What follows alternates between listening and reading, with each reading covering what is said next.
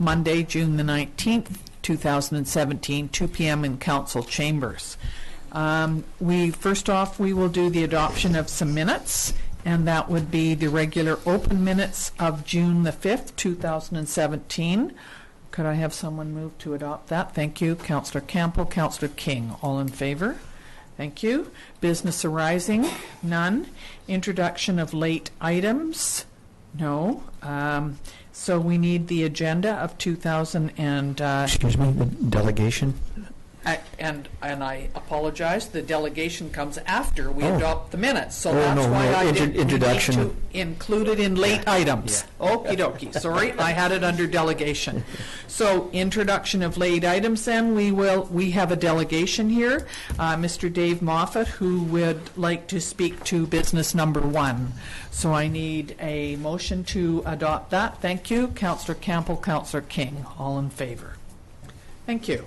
So, now we need to adopt the agenda of 2019, June 19, as amended. Councillor Rhodes, Councillor King, thank you.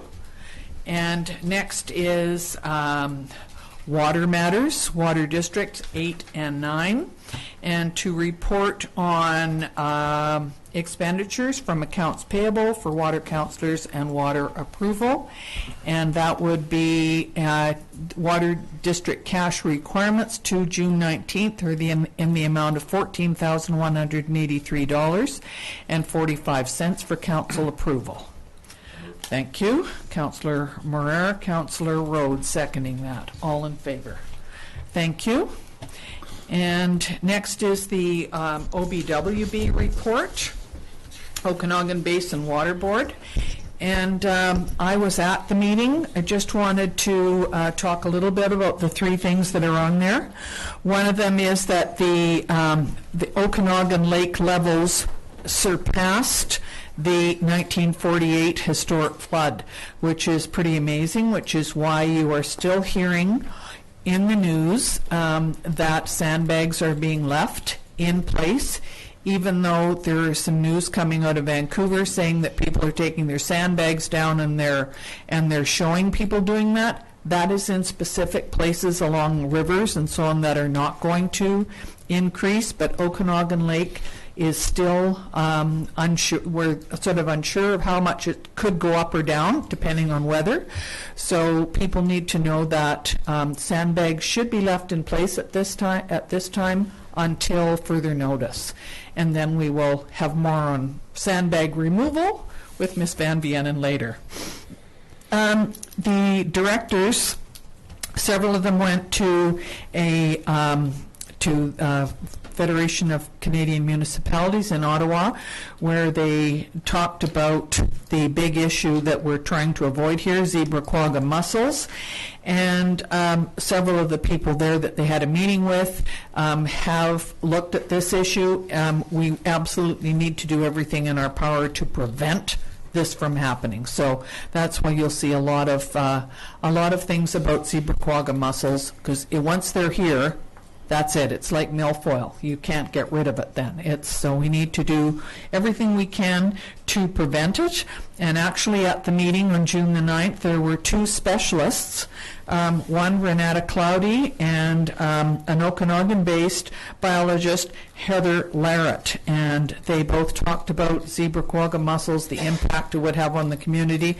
Around here in where there's rivers and lakes, millions and millions and millions of dollars to try and deal with it if we should get it.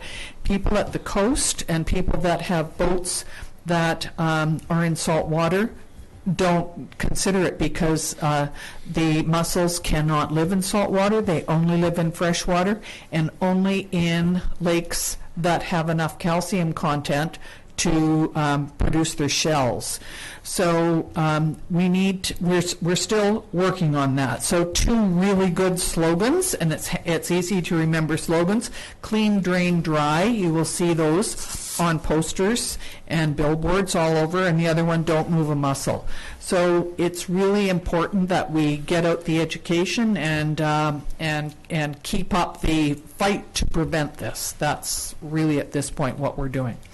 So Okanagan Basin Water Board meetings that we hold we spend a lot of time on this issue because it's such a crucial thing to our understanding.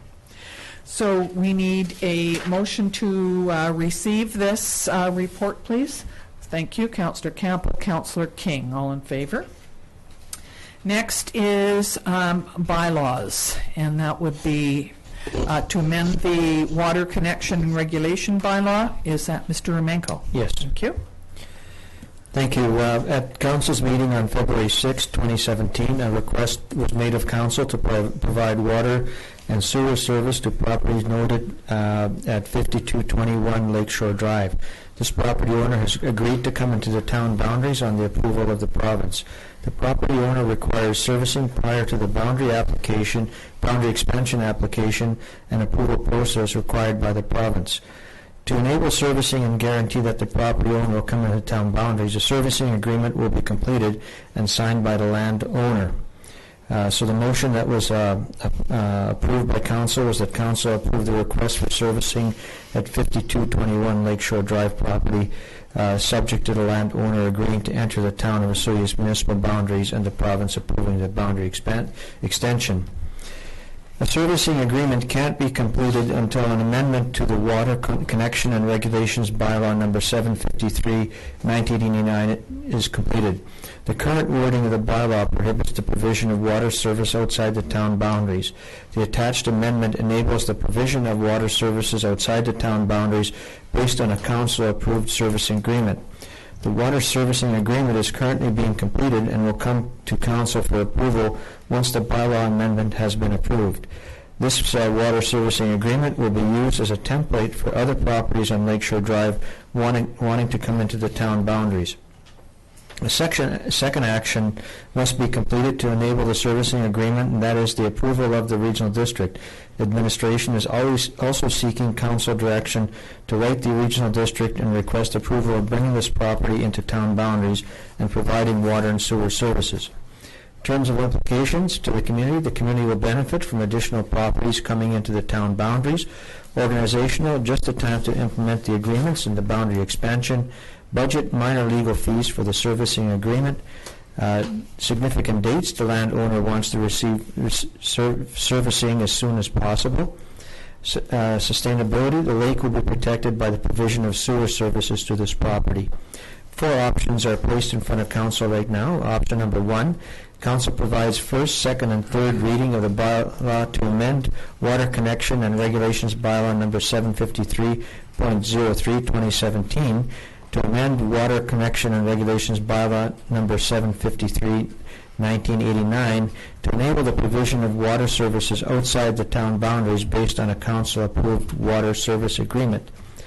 Option 2, Council denies the request to amend the Water Connection and Regulations Bylaw number 753, 1989. Option 4, Council provides administration direction to request the approval of the regional district to expand the town boundary to include Lot 10A Plan KAP 1958, Land Districts Milkameen Division of Yale District Lot 100, except Plan H95, also identified as civic address 5221 Lakeshore Drive, and to bring water service to that property. That should be water and sewer service as well. Number 4, Council denies the administration's request to seek the approval of the regional district to expand the town boundary to that particular plan and civic address. And the administration recommends option number 1 and number 3. Approval of these options will facilitate the directions provided by the previous Council motion number 4017. Thank you very much. Thank you. Councillor Rhodes? Thank you, Mayor McCordoff. Do you want 2 separate motions? 2 separate motions, please, yeah. Well, I'd like to move option number 1, but just a question about clarity on that. So the way that this is worded, we are amending the bylaw. We're not amending it to accommodate this one. We're amending the bylaw that enables, we're amending the bylaw to enable the provision of water services based on a contract. Now, whether that is only this contract or another contract. Yep. So it'll always have to be a council-approved contract. Okay. Okay. Yep, that clears that up. So I'll move option number 1 the way it's worded in the recommendation. Thank I'll you. second. I have the Second. same question. Okay. So any other questions on that? All in favor? Thank you. And is there somebody who would like to move option number 3? Councillor Campbell, whatever your name I'll move option 3. I'll second that. is. Okay, thank you. So Oh, sorry. Okay, go we ahead. have, Sorry. okay. So it was moved and seconded that we go with option number 3, to request the approval of the RDOS, and all in favor. Thank you very much. And so both of those are done. Okay. Okay? Thank you. Did you have something else to add? Go ahead. Just that we need to go back to the water district matters. Oh. We missed those. I'm sorry, what did we miss? Just approving the water district accounts, I believe. Wasn't there? It's on the agenda here. We did it. Did we do it? Yes. Okay, then my Claude- apologies. Okay, My apologies. yep. I thought it was just. Okay, and next is Mr. Davis, Bylaw 1331, Administrative Fees and Charges. Thank you, Madam Mayor. Bylaw 1269, Administrative Fees and Charges, was brought to Council to address amendments. A new bylaw number should have been part of the changes, as Bylaw 1269 was repealed as part of the report. Bylaw 1331 will replace repealed Bylaw 1269 and will now contain the original content from the repealed Bylaw 1269 and the new additions that were added at the June 5th Council meeting. And these additions included an application fee for special events with the provision that nonprofit groups be exempt, an extra washroom cleaning fee with the provision that nonprofit groups be exempt. Staff has attached a new bylaw. Since this is a new bylaw, it will need to be given 3 readings at council meeting and then brought back to another council meeting for adoption. In terms of implications for the community, identifying and providing services to the community, organizational, assist staff with processing special event applications and addressing the needs of the community. The budget would receive enhanced revenues, and we would like to do this ASAP. In terms of options, option number 1, for council to provide the first 3 readings to Bylaw 1331, administrative fees and charges. Option number 2, for council to direct staff to provide more information. Or option number 3, for council to remain status quo. And the recommendation is option number 1. Thank you very much. And I think we've been through this this bylaw so many times that we better get it right and get it formalized. Yeah, one, two. Yeah, I'll move for council to approve the first 3 readings of Bylaw 1331, administrative fees and charges. Thank you. And Second. Councillor King is seconding that. Anybody need to speak to that? All in favor? Thank you very much. Thank you. And now we go on to business 1, and we do have a delegation here. Mr. Dave Moffat would like to address council first, I'm assuming before we go into the report. And please let me know if that's correct or not. I would suggest we do the staff report first. Okay. And council, it may generate some questions. All right. And maybe Mr. Moffat can answer them, or council may have some questions that Mr. Moffat can answer. Thank you very much. So we'll let Mr. Dinwiddie give the staff report first. Thank you. Thank you, Madam Mayor. At the June 5th, 2017 regular council meeting, Town Council was presented with a report explaining Mr. Dave Moffat's concern about the maintenance of the boulevard slope adjacent to his property at 4415 Oleander Drive. At that same time, Town Council requested additional information before making a decision on this matter. So, as an overview, in an email from Terry Underwood of True Consulting sent to me on June 6th, 2017, Mr. Underwood indicates that the reconstruction of the intersection of Oleander Drive and Magnolia Place took place in 2001. Mr. Underwood also states in his email that sections show the existing slope not being changed by the block installation. Mr. Moffat took out his building permit to construct his home on October 31st of 2007 and received his final inspection permit on June 2nd, 2009. This would seem to indicate that the intersection improvements at Oleander Drive and Magnolia Place were completed long before Mr. Moffat began construction of his house at 4415 Oleander Drive. As stated in my earlier report to Council on June 5th, 2017, earlier town councils have always supported existing bylaw number 1277, which holds that the responsibility for boulevard maintenance remains with the adjacent property owner. It would appear that Mr. Moffat would have known about the configuration of the intersection of Oleander Drive and Magnolia Place prior to building his home. Those intersection improvements also did not affect the slope of his property, according to True Consulting. So the implications for the community are that any change in the town's position on boulevard maintenance would result in a dramatic change in service levels for the community. Organizationally, if service levels are changed to place the responsibility for boulevard maintenance on the Operational Services Department, then additional resources will be required. Budget-wise, possible increases to the Operational Services Department's parks budget to accommodate changes in the service levels. Significant dates: if additional resources are required for boulevard maintenance, the Operational Services Department would have to determine cost estimates in time for the 2018 budget discussions, which typically take place in the fall of this year. Sustainability: future Operational Services Department budgets would have to be adjusted to sustain this change in service levels. The options before Council today are: option 1, Town Council supports past Council decisions that the responsibility for boulevard maintenance remain with the adjacent property owner. Option number 2, Town Council directs the Operational Services Department to assist Mr. Moffat in stabilizing the slope of his property at 4415 Oleander Drive. And option number 3 is a Town Council requests additional information prior to making a decision.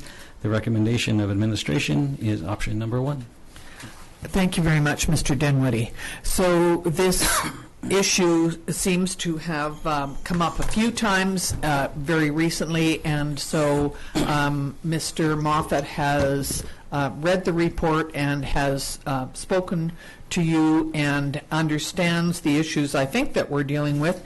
And so, Mr. Moffat, would you like to come up to the microphone and talk to us a little bit about why we should do something different than what we have scheduled here? Certainly. Thank you.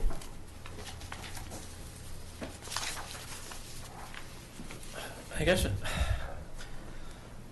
what I'm here is basically to explain and give an answer to many of the questions that were raised at the June 19th meeting. They were never answered, and I'm here today because no one has ever approached me for any of these answers directly since the meeting on the 19th, and I was not in fact informed it was even coming up at Council today until I went into Council chambers to pay some taxes and happened to know it on the agenda. Basically, why no contact for several years? Because until this year, the slope was relatively stable with minimal sloughing. This year, with heavier than usual rains, the deterioration was much more severe, with several Allen blocks weighing about 40 pounds each that were originally well on my lot, about 3-4 feet into my property, rolling down the slope. One of these blocks ended up on the retaining wall. If that had landed on the road, on top of a kid, enough said. Second question that was raised directly to myself was I should possibly be controlling the groundwater on my lot. I do control the groundwater on my lot. All runoff water is contained and controlled. We have 4 large dry wells, 8 feet deep, one at each downspout at each corner of our property. The lope is being graded so that no water runs off the lot on to the bank.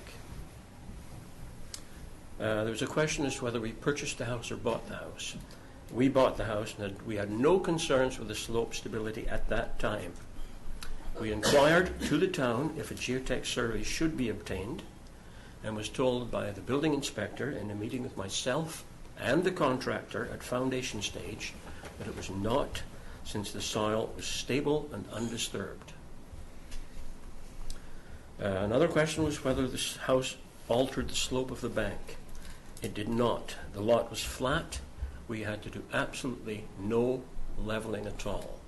The soil from the foundation excavation was put on the lot and was basically backfilled right after that. There was a question of whether we had a basement. We don't. The slope is built on a cement slab on grade. The town did concede at one time that the slope may have been increased at the time the road was put through, and I think there was a comment actually from True Consulting that there was minimal difference. But the True Consulting report did not say in all of their documentation, I believe, there was no deterioration of the slope. At one time, it was also fully cleared of all the existing grass and vegetation. This was basically at the time we purchased the lot. That's the way it appeared when we started building, and there are some photos of that, with only 1 or 2 years of growth, primarily puncture vine, Russian thistle, and obnoxious weeds. So we did spend quite a bit of money, hired some people that spent 2 days hand-picking everything off the slope. It couldn't be done mechanically because of the total instability of the slope. I believe it was the widening of the road with little or insufficient engineering and the regrading of the slope that has eventually led to the current erosion, not something that happened overnight, but over quite a number of years. Probably caused partially by the unusually heavy rains. Mm-hmm. My primary concern of all is the possibility of falling rocks or debris, sliding down and hitting a car or a person. The slight loss of my property, which has been about a foot in 10 years, isn't my major concern. It is a concern, but not my motivation. Please note also that the wall between my property and our neighbor, from the photos provided, in the past year has been undercut by about 20 centimeters or 8 inches. The natural slope used to cover this by approximately a foot to 18 inches. I'm not looking for the town to build a high wall or level the slope to give me a nice big backyard. All I want is it to be stabilized and safe. What I'm presently asking the council for is to correct a problem that was not created by them, but by a previous administration who tried to do things on the cheap, and this time unsuccessfully. Whether a higher retaining wall, slope mitigation, stabilization, or something should be done. And as an after comment, this has been discussed numerous times, as the council's aware. It has been discussed with Mayor Slater, Councilman Wells, Mayor Wells, Ron Doucette, and recently with Jim, as well as with Barry. The majority of those have come out to my property, looked at it, thrown up their arms and say, oh, this is wrong, we've got to do something about it, we've got to do something right now, this is dangerous. And in fact, my assumption was it was going to be done before we moved into the house. We had a meeting with Ron Doucette on my property when we were starting our landscaping. And at that time he advised, oh yes, we'll be starting work in a few days. So I said, well, I'm about ready to put my irrigation and lawn in. If you wish, I'll hold off till you do the work in case you need access from the top. And I thought, oh, that's not a problem. We've got plans to do it from the bottom. And the rest is basically history. Council turned it down, and we've been in this ever since. So there has been acknowledgement. Do you have any, I don't believe we have copies of those letters. Do you have copies of the letters where Mr. Doucette said he would be back to do something? Because I think it's a he said, she said. And my landscaper, who I'm quite sure could tell you the same thing. As an ex-town employee. And I understand that, but from our point of view, we have to sort of deal with things that are the thing is, there was no letters. Yeah. Quite a bit of this. I mean, if you can't trust the council and you can't trust the town, who can you trust? if the mayor came to me and said, oh no, we're going to make sure this gets done, but there's a problem. I'm not saying yourself, but a mayor said that to me. I would trust them and I would believe them. I don't think I'd be able to do that, quite frankly, unless I Two previous mayors did. And I understand that you said that. And possibly a discussion with the one remaining ex-mayor will confirm that.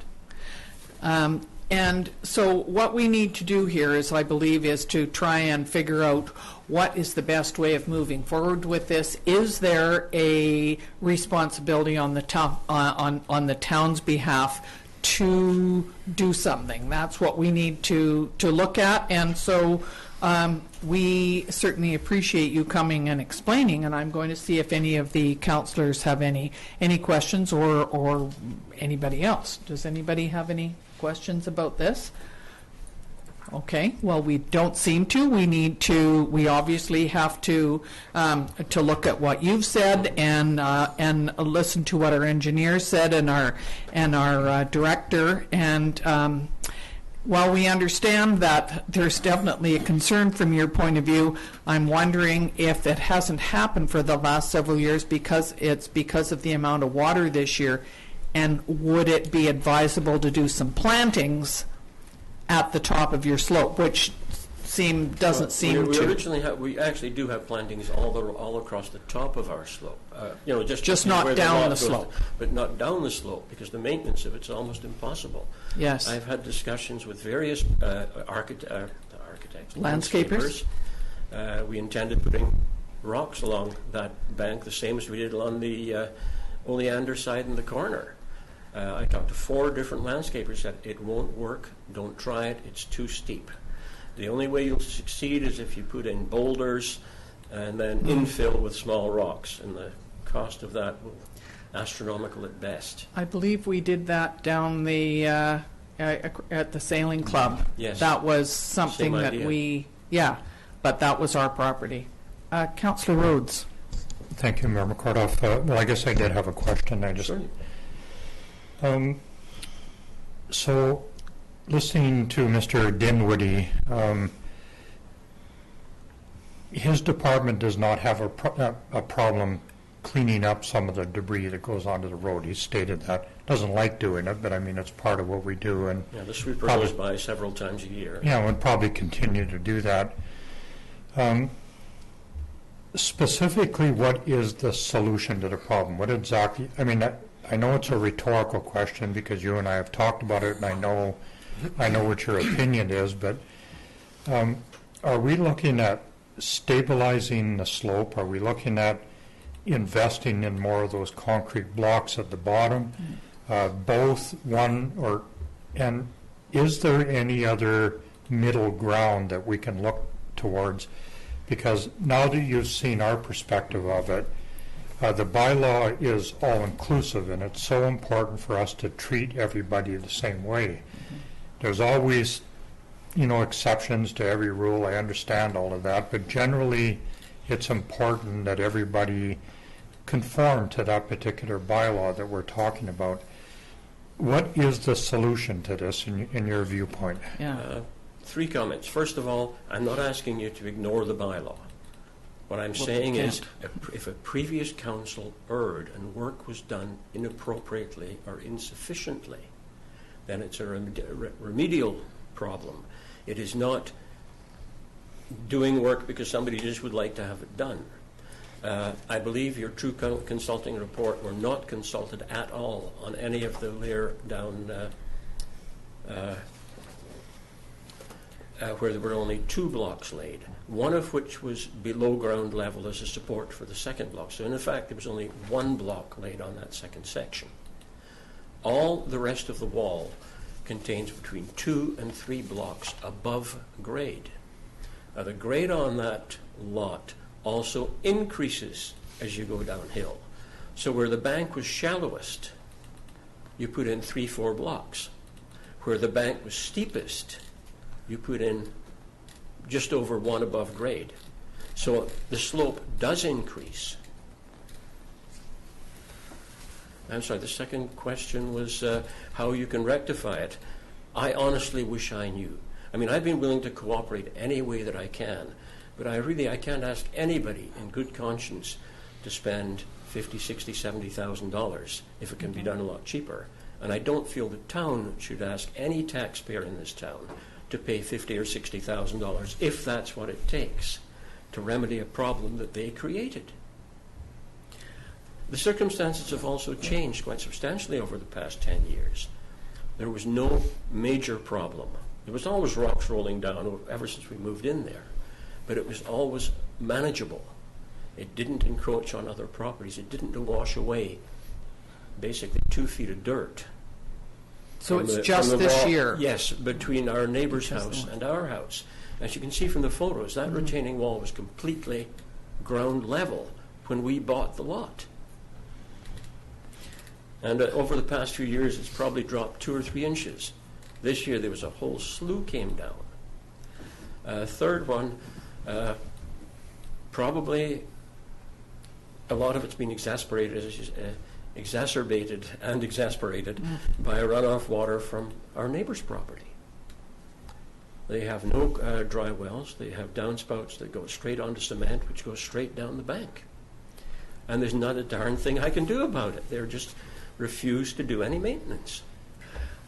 So I believe Councillor Rhodes asked, what do you see as a possible solution to what we're dealing with? I mean, we can't re-engineer things. You have a house there, we've got a slope, we've got a rock wall. Do you have any suggestions as to what you think should be done? Some form of ground cover that doesn't require total maintenance. Unfortunately, I've talked to 2 companies that do aquaseeding, and they both say it's very unlikely that would take. The second, we'll try it, but we don't think it's going to work. When the slope was grassed, and I'm going back to the 60s, 70s, 80s, when that was an orchard, there was no problem. It was only after the road was widened and the slope cut back and regraded. As our neighbors advised us, that slope was regraded. He owned the property originally and did the subdivision and still lives next door. Or the trees were taken out and that was the roots that held it? Basically, and maybe yes. that was part of it as well. Yeah. So, it's not something that we've created, and it wasn't something that was visible when we purchased the property. We were totally contented. I don't mind the slope. It's nice. I look over things. I don't have a wall to look at.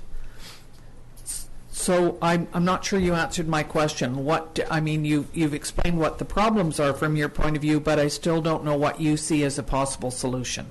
And it's not taking out the entire slope and all the rocks. No, I'm I think sure. a partial mitigation would be an additional block. A partial mitigation could be trying a seeding and see if it takes. Other than that, I honestly don't know. I don't know if covering the lot with a polymeric sand might hold it. I honestly don't know. Councillor Campbell. Thank you. There's been a fair amount of discussion since the report was read by Mr. Dinwiddie. I'm wondering, based on Mr. Moffat's conversation with us, if there's anything you'd like to add or anything we should know? Well, when the road was widened back in 2001, I wasn't here. Our engineers tell me they did not change the slope at all. So I have to believe the engineer when he said that when they widened the intersection at Magnolia and Oleander, they didn't do anything to the slope. The slope was the same as it was before they did any improvements to that intersection. So to say that we created this problem, that we being the town, probably is not all that accurate, unless, of course, the engineers are mistaken. And I wasn't there, I don't know. But the odds are that they weren't mistaken and that they didn't do anything at all to grade the slope. If your neighbor says they did, like I said, I wasn't there, I don't know. Yeah, he was rather upset at the 15 feet being taken from his property when he did the subdivision. So, like I said, the engineers said that they didn't change the slope at all. So by widening the road, we didn't do anything to make it worse. Can I just interject? The engineers only gave basically a report on the part that they engineered, which was the corner, which is no problem at all. That has been properly done. It's the other part of the road where they provided you with no input of any nature whatsoever, didn't survey, that's caused the problem, that the town went ahead and did on the cheap. I guess the point that I see here is this, is that if, we can, it is possible to stabilize that slope. That's not really the issue. We can make it look like, for example, the wall down by the marina. That can be done. There are techniques that you can use to make the slope more stable. The point of the matter is, though, if we do it for this one person, what's to say that everybody else in town who has a slope that isn't quite stable, we have to now do it for them? Because, and nothing against Mr. Moffat, I guess, valid concerns, but if we do it for one, we kind of have to do it for all. And if you want to do it for all, that's fine, as long as you give me a big bag of money. and Yes. we can Right. we If I can can do this. answer that one and interject. If I was in business, which I was for many, many years, and I screwed up and made a mistake, I acknowledged it and I rectified it, whether it cost my company money or not. I was in the financial business for 30-odd years. It's not a case of what does it say in black and white. I ask you all to use your feelings and use your eyes, look at it, and say, is this right? I acknowledge that it wasn't this council, but you have the power to rectify a real screw-up from a previous administration. And I totally agree, but I think what we need to make sure we understand is whose concern is it? And it doesn't sound like it was the town did not, as you say, screw up. I believe it looks like it was the slope was there, which had been for many, many years.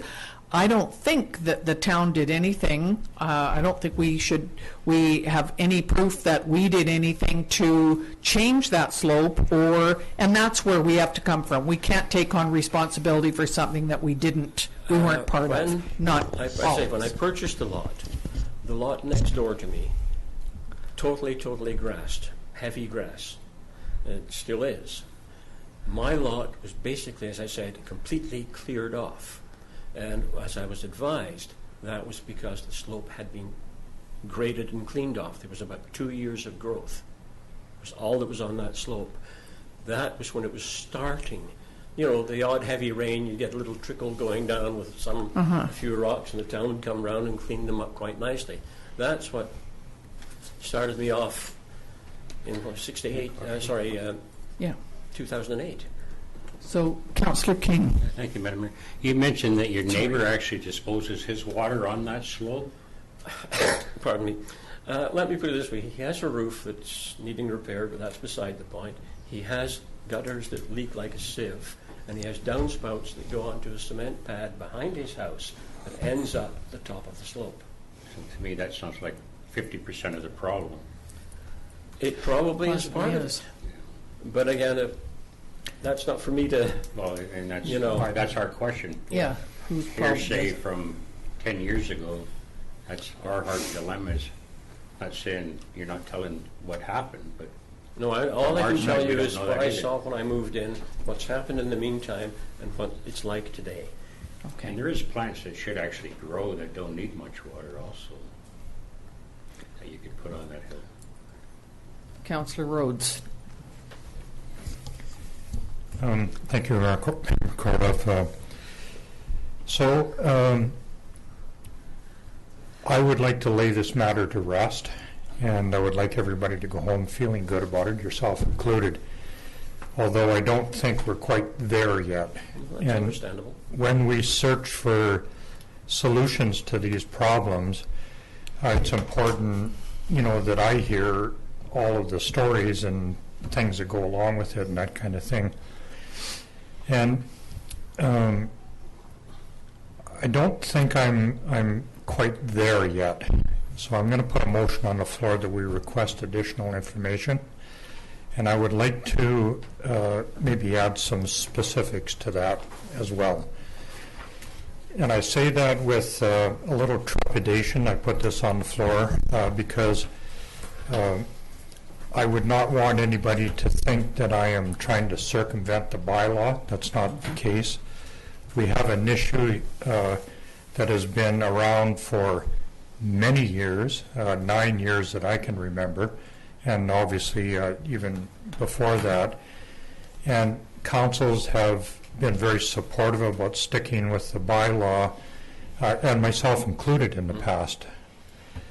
However, stuff changes and things are different, and in my motion I would like to ask for some solutions, as you mentioned, and maybe some estimates of some costs to try to search for an inexpensive way of laying this matter to rest, perhaps through an initiative that we take, and this is not part of my motion, so I hope you're not putting this all down.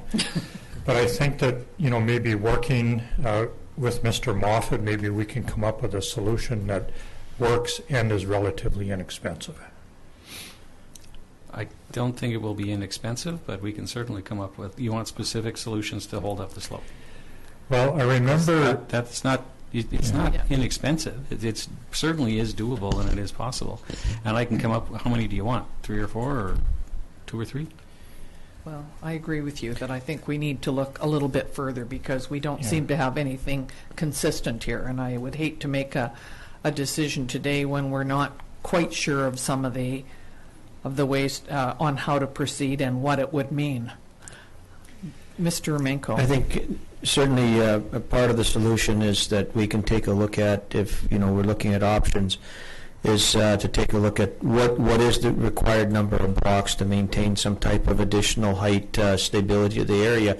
But that's still not going to solve the problem. Additional blocks are not going to solve the problem. What you need is ground stability, and that is ground cover. And I agree. There's all kinds of ground cover that if you give them a little bit of water, you'll be hard-pressed to stop it from growing and holding that soil in place. We can take a look at some ground cover options. I think you got to go back to the bylaw, though, and I, as I explained to Mr. Moffat, when I drive along Oleander, I see some huge slopes that people have. There's grass growing on them, and people are maintaining those slopes as a part of their responsibility to the community.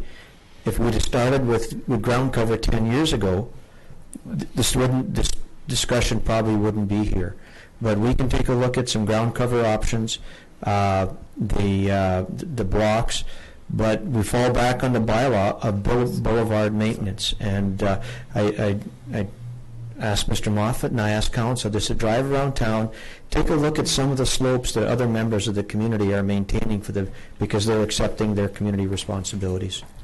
Mr. Moffat did tell me that his neighbor had quite a lot of weeds, that it was making his slope quite a bit more stable. So even weeds sometimes offer a solution. But if you have any pride in your property, you don't want a weed bed at No, the end of it. of course not. And that's also the entrance to probably some of the highest tax-paying properties in Osoyoos, including a motel and a bed and breakfast. Yes, we And it's understand. quite a busy road.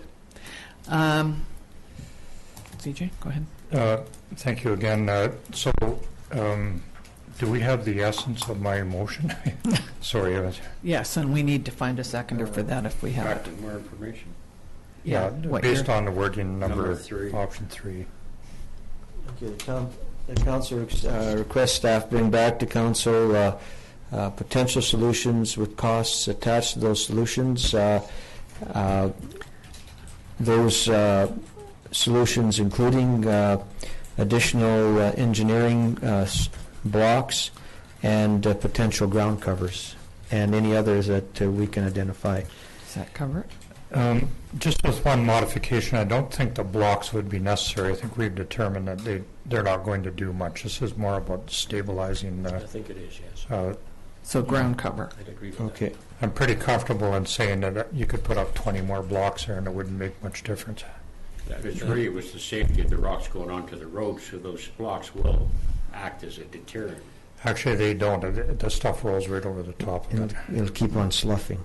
And That's so the I problem. don't know this. Okay. Well, so that's a motion. Is I'll there? second. You'll second that motion. Is there anyone else? Yes, Councillor Campbell. So I'd like to ask a question, and I guess I'm speaking against the motion. In what we're asking for now as far as information, is this through our engineering firm? Are we spending money on obtaining this information that we're asking for? Or have we already asked Mr. Nope. Terry Underwood? No. No, we haven't, but we certainly can. Or, like I said, or I can spend your staff money researching different types of ground cover that could go on there, but it does cost money to do that. So with that being the case, are we not circumventing that bylaw already by spending money on this situation? Well, you're not. It's kind of 6 of one, half a dozen of the other.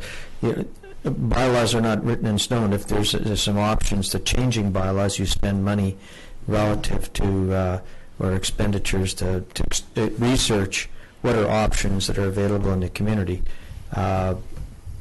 So I don't foresee an issue with the staff time or the, we just want to do what's best in the best interest of the community, so. So continuing to speak against the motion, and I've probably said this a half a dozen times over the years, when we talk about changing a bylaw for a singular situation, and why that's important to me is, the term opening up a can of worms.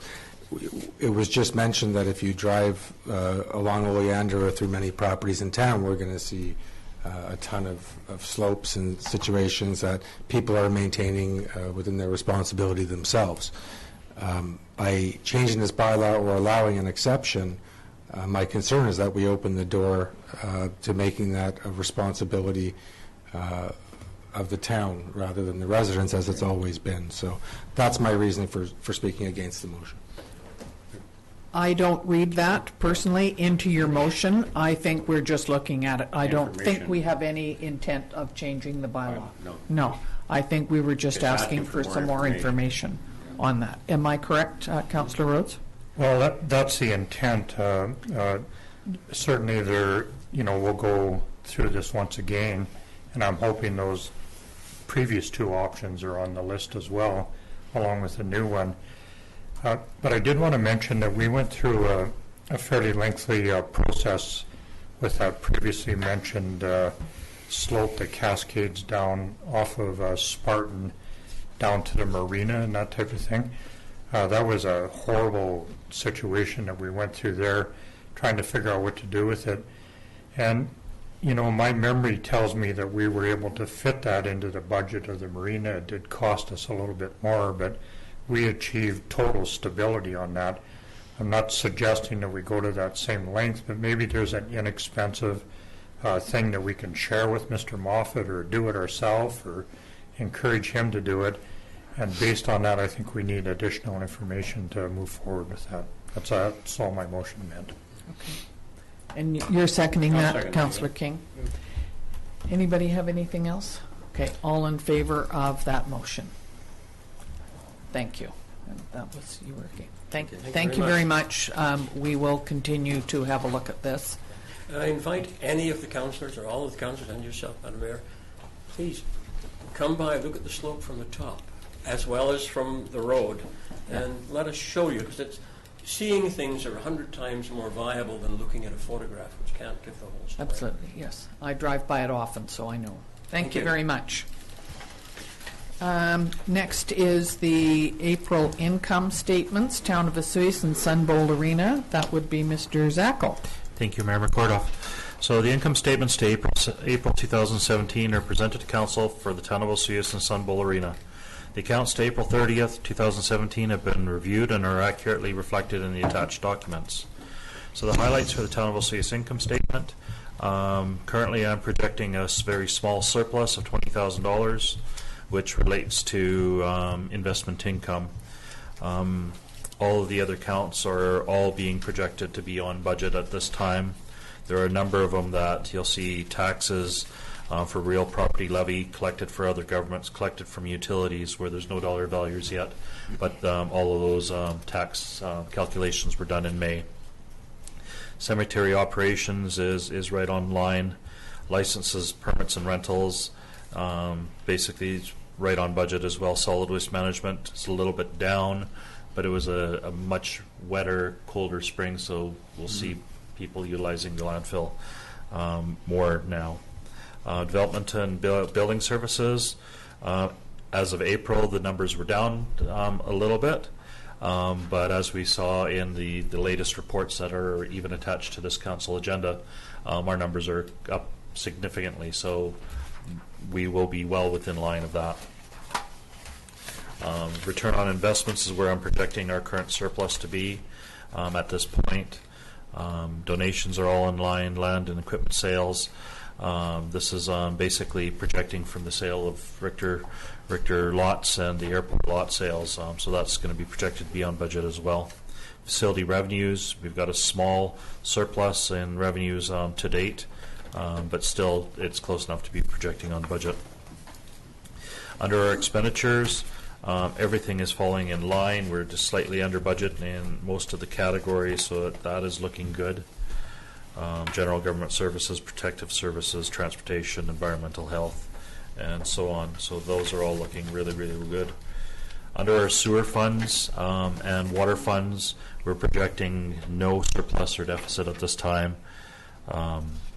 Likewise, our operational budgets are right in line at this point in time on that as well. Under the Sun Bowl Arena, our revenues of $78,400 are just slightly lower than 2016 at this time. So likewise, again, another budget that will be on target. So this is basically for council for discussion purposes, and the recommendation is for council to receive the April 30th, 2017 income statements for the town of Osoyoos and Sun Bowl Arena. Thank you very much. It looks to me like everything's in order, so I don't see any red flags there. There's nothing that you're going to come back and say, oh, by the way, I forgot? No, okay. I didn't think so. Councillor Rhodes? Motion to receive. Thank you very much. Councillor Campbell seconding. All in favor. Thank you very much, Mr. Zackel. Thank you. Next is the general net payroll and Sun Bowl Arena financial accounts, and this is to report on expenditures from accounts payable for council approval and payroll information. So the general Sun Bowl Arena cash requirements, general cash requirements of $190,422.21, and the Sun Bowl cash requirements of $4,148.85, and those are both done by consensus. And net payroll accounts $78,112.10, and that is for information. Next is the building. Permits, and this is quite interesting because the month total for the month is $3,247,000, and total to date is $6,376,000, and total to date 2016 was $2,464,000. So there are several single-family dwellings that are being built right now.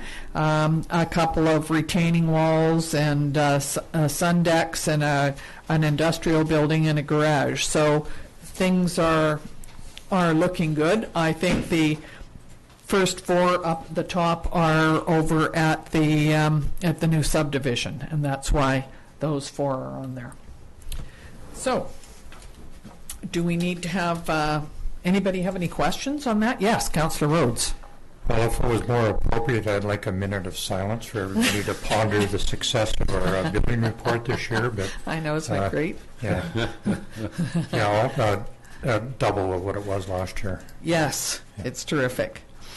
So, do we need to accept that, Mrs. Hilson, or okay? Could we please accept the summary of the building accounts? Thank you, Councillor Campbell, Councillor Rhodes, and vote on that. All in favor.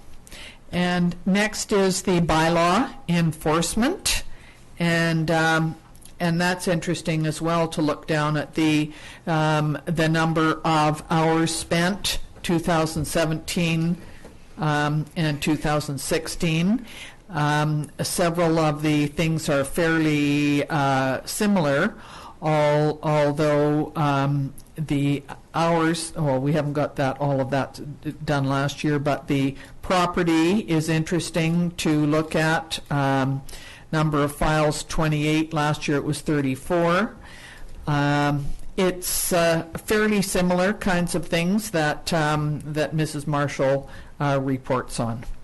Anybody have any concerns, anything they want to say? Okay, and the next page is the parks enforcement.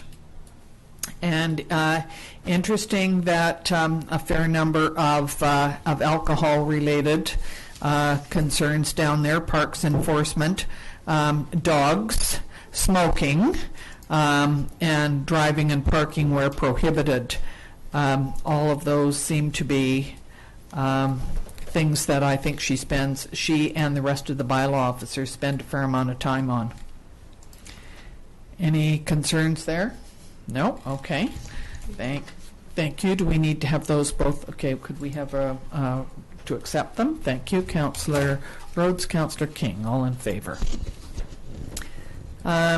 Committee reports, don't think we have any. CAO report, please. Thank you, Mayor McCordoff. Just a few of the activities that are happening since in the last couple of weeks. Starting first in community services, we'll work on the outdoor pickleball courts are proceeding. Fence is down, asphalt is in place, and poles will be installed this week. Staff prepared a grant through the New Horizons for Seniors program to assist with costs of installing the outdoor pickleball courts. I think that's mainly for the surfacing and the lines that won't be put on until fall due to the busyness of the contractor. Work on grandstands at Desert Park are proceeding. This includes painting, minor carpentry, numbering of seats, and rail installation. Cactus Kids Day Camp leaders were hired. Registration dates are set for June 21 and 22. Camp start July 3. A number of summer camps, iLearning, robotics, video game design camps, and also Explore Sports, all to happen this summer.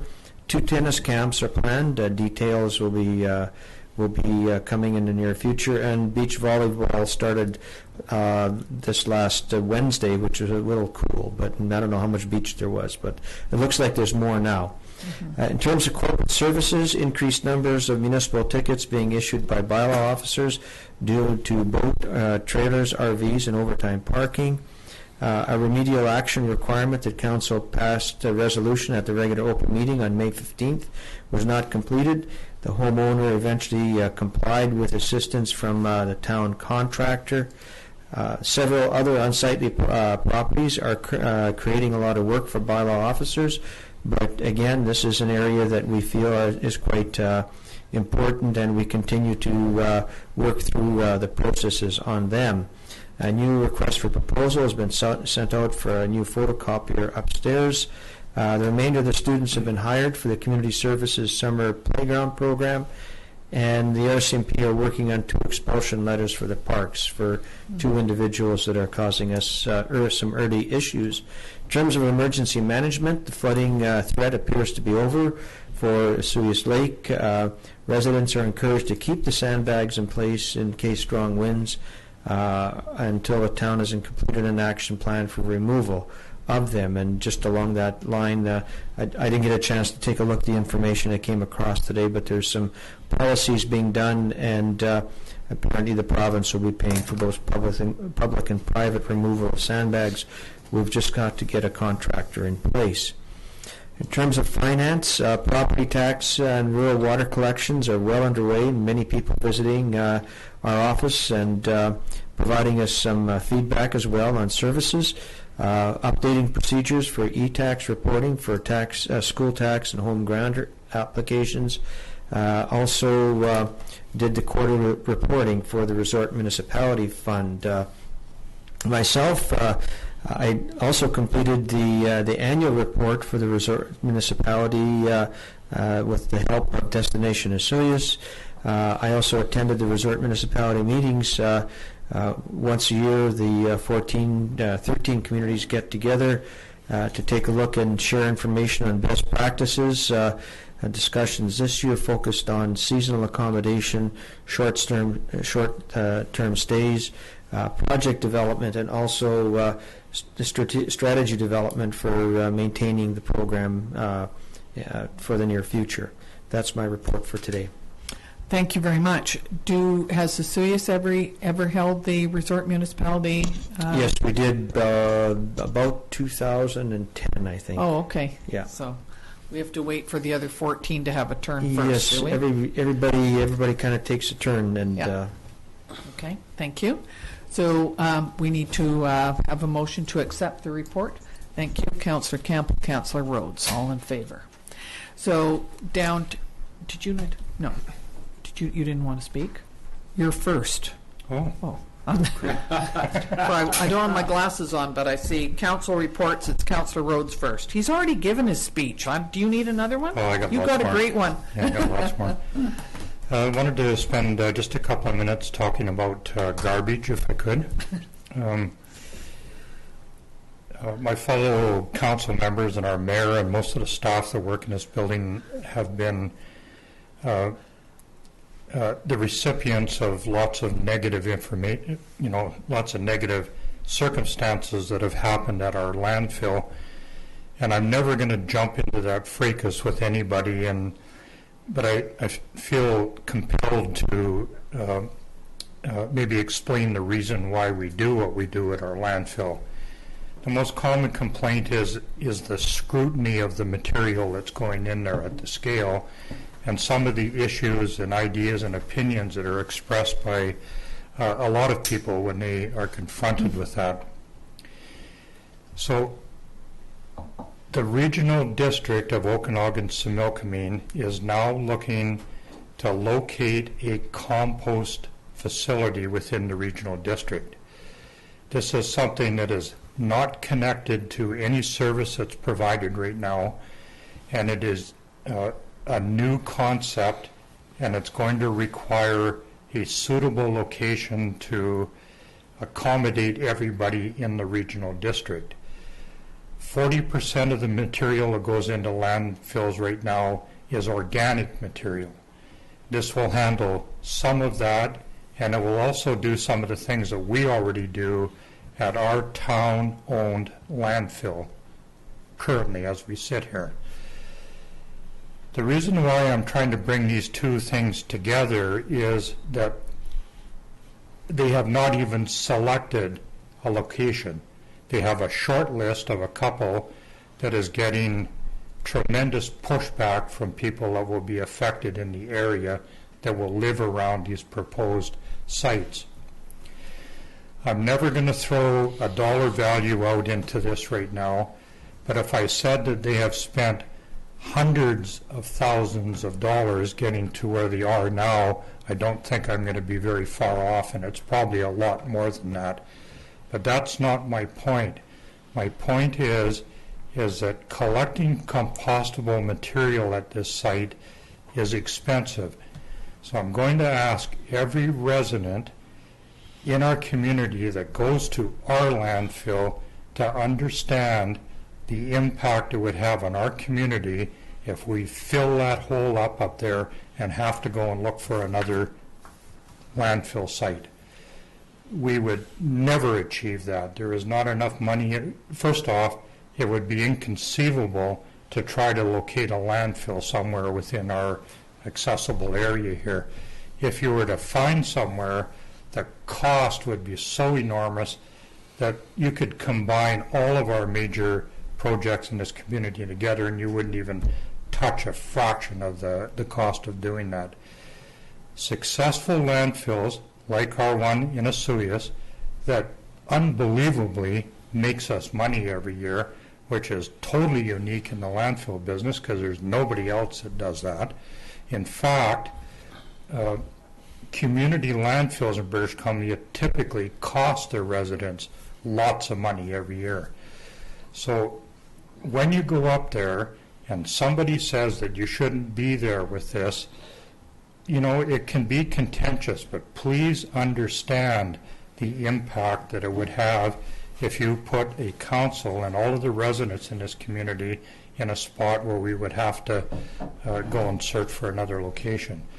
Successful landfills are always about, the money it costs and how you do things and that kind of thing. But successful landfills like ours are based on deferral. And anything that you can keep out of that hole in the ground up there is a positive step forward for all of us. So in the last year, I have had 23 conversations with people that have been so angry at those people up at the gate up there that it's inconceivable that people could get that mad about things. I mean, to me, that's not my nature, so I have a hard time getting past that. And all I'm asking for is a little bit of understanding and try to figure out in your own mind why we do what we do at that scale going into our landfill. So that's my report. That's it. Well done.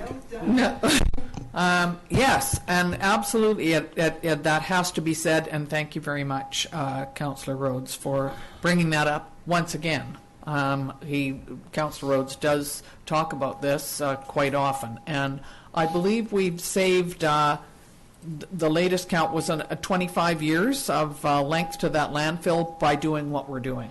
So it's pretty amazing, and there's no excuse for not doing things the right way. But education is key. Thank you. Councillor Campbell, you're next. Can you follow that? No. It's twice.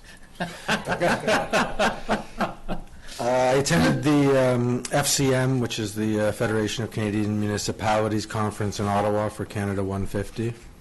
On the mayor's behalf and mayor and council, I attended the CIBC celebration for their 50th anniversary, operating the town of Osoyoos and their 150th year as a company in Canada, and also attended a meeting at the Osoyoos Secondary School, sort of a year in review to how things have gone with the new timetables and you learn this year.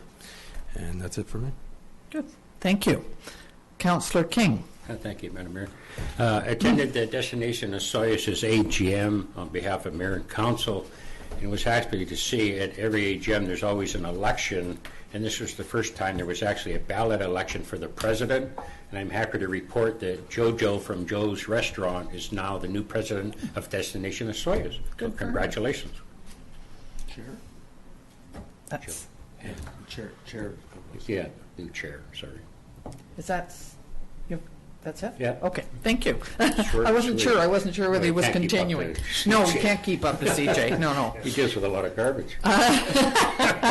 So a couple things that I've been doing recently. Of course, you heard me talk about Okanagan Basin Water Board meeting where Zebra Quagga. That is just something that we're going to hear a lot more about, I'm sure.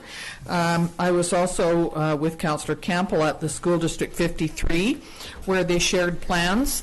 I was there in the fall where they said this is what we're planning to do, and then at the end of the year it was the 2 schools in Osoyoos plus the ULearn. And what absolutely amazed me was the number of students that the ULearn has that are on their roll, and they're from Vancouver. I don't know how many of them were from Sir Winston Churchill, which is a large high school in the middle of Vancouver. Amazed me. They obviously have such a good program here that there are people, and you can go anywhere in the province. So I was quite amazed at that. It was very nice to hear what the updates were on both schools, Osoyoos Secondary and Osoyoos Elementary, and the kinds of things that they're working on. So that is open to the public at any time. So you're all welcome to go. I was also on a conference call last week with the International Joint Commission, the International Lake Osoyoos Board of Control, where our mandate is to look at the Zozel Dam and to manage that. And of course this year, the last conference call that we had was 3 months ago in March, and everything was fine. It was looking like things were quite quiet, and I said, look at what we're dealing with now 3 months later, where at the time of our report, our call, the lake was well up over 914, and it's in feet because it's measured in the States at the Zozel Dam. It was almost at 915, which is a pretty high amount for around here. Today I just got a report, it's 912.70. We're not sure what's going to happen yet. Best guess with the scientists is that it's going to stay between 912.5 and 913, and they think that will happen for the next month or so. which is partly why we're telling people not to take down their sandbags, because we're not quite sure yet. There's quite a lot of water up in Okanagan Lake that has not come down yet. There's, as you can see outside, it's not sunny and hot today. It looks like it could even rain. So we're really keeping a very close eye on it, and we think that the water level will remain high in Osoyoos Lake, higher than usual at this time of year, for probably another month or two. I was also at the opening of Tumbleweed Spirits, and that was fun because we got to try a bunch of really cool gins and vodkas and maple moonshine or something, and that was really a nice place. That was my favorite. Was it? Well, we each bought a bottle of that. So we always are happy to support new businesses that come into the area, and that was a good one. They invited us to come. I just want to make sure everybody pays their taxes. You have until, I believe it's the 4th of July. Don't forget about it. Do it a day early. Do it 2 weeks early and come in and give them a post-dated check. You can date it for July the 4th. Just don't forget, because we don't want anybody having to pay a 10% fee because they've forgotten. And before we have our next council meeting, 2 things are going to start. One is Cherry Fiesta, and of course this is Canada's 150, so we've got kind of a fancy float with the Festival Society and the parade celebrating 150, and I'm pretty sure Frank and his crew are looking at putting on an extra special show for the fireworks that night. So come out and enjoy that. It's a great event down at Gyro and all over town, and there's a pancake breakfast and first and the parade, and so we're hoping for good weather. The other thing is the night before that is the beginning night of Music in the Park, and that will be down at the Band Shell. And that's, I think, 8 or 9 different Friday nights down there. It was very well received last year, and that's the first night for this year. So come out and support these things. They're organized by lots of volunteers for your pleasure, for people in town, and also for visitors. So come and support all of those things, and happy Canada Day, everybody, on July the 1st. And could we have a motion to, thank you, Councillor King, Councillor Campbell, to close the meeting. Thank you very much. All in favor?